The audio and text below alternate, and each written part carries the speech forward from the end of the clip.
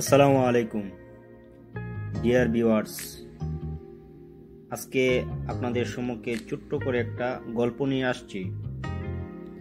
যদি সময় এবং সুযোগ হয় তাহলে গল্পটা অবশ্যই শুনবেন আর হাসবেন। কথা আর দীর্ঘায়িত না করে গল্পটা শুরু করি। এক দেশে এক রাজা ছিল।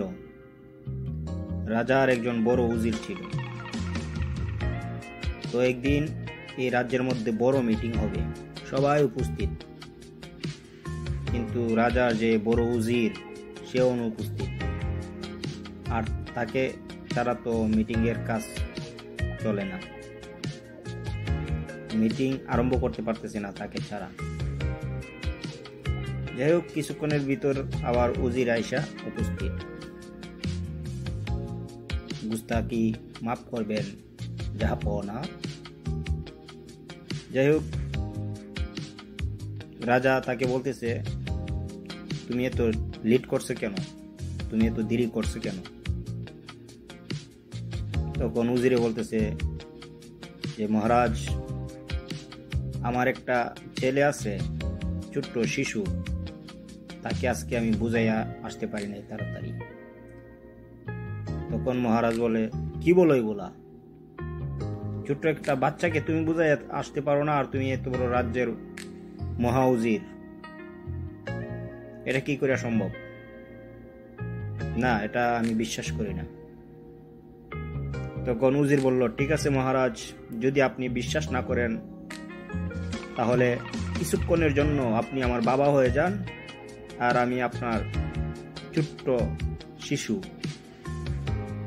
তখন রাজা বলল, ঠিক আছে, যাও, কিছুক্ষণের জন্য আমি তোমার বাবা হয়ে গেলাম, আর তুমি আমার শিশু, তুমি আমার ছেলে বেবুস।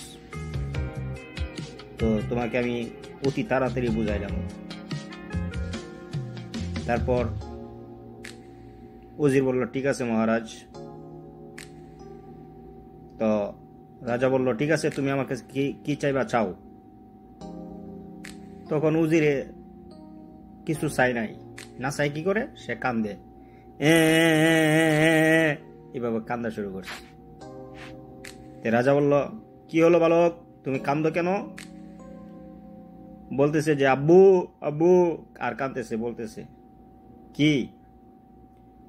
আব্বু আমার একটা ঘোড়া কিনা দাও। রাজার তো আর টাকা পয়সার অভাব নাই, সে অর্ডার দিছে, যাও সেনাপতিরা একটা ঘোড়া নিয়ে আসো ওর জন্য। ব্যাস, ঘোড়া হাজির। তো ঘোড়া ভাইয়া কিছুক্ষণ হাত আবার শুরু করছে, কি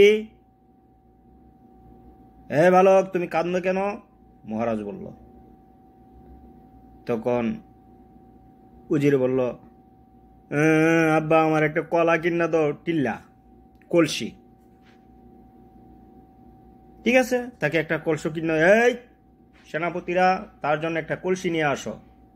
ব্যাস, হয়ে গেল, কলসি এসে হাজির। তারপর ঘোড়া ফাইল, কলসি ফাইল। তারপর আবার কান্দে, কি হইলো, আবার কান্দো কেন বালক? বলছে, আব্বু আব্বু আমার এই কলসিটার ভিতরে এই ঘোড়াটারে ঢুকাইয়া দাও, কলসিটার ভিতরে এই ঘোড়াটারে ঢুকাই দাও। এটা কি আর সম্ভব? কলসির ভিতরে কি ঘোড়া ঢুকানো যাইব? তখন রাজা বলছে, বাবা রে, আমি বুঝতে পারছি ছোট আবিদ্যাবিদ্যারে বোঝানোটা অত সহজ নয়। যাই হোক, গল্পটা আর আমি দীর্ঘায়িত করলাম না, আপনাদের সময়ের দিকে তাকিয়ে এখানেই গল্পটাকে আমি শেষ করে দিচ্ছি। আসসালামু আলাইকুম।